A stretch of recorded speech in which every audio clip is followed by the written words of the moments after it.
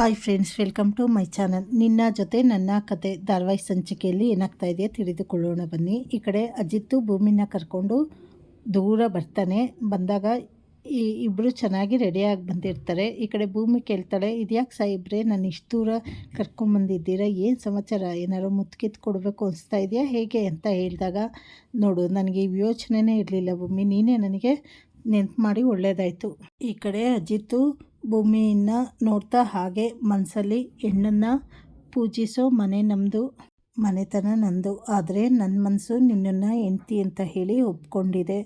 ಆದರೆ ಒಂದು ಮಾತಂತೂ ನಿಜ ಭೂಮಿ, ನೀನು ಯಾವಾಗ ಒಪ್ಪಿಗೆ ಕೊಡ್ತೀಯ ಅಲ್ಲಿವರೆಗೂ ನಾನಂತೂ ಮುಂದುವರಿಯಲ್ಲ ಅಂತ ಹೇಳಿ ಮನಸ್ಸಲ್ಲೇ ಅಂದ್ಕೊತಾ ಇರ್ತಾನೆ.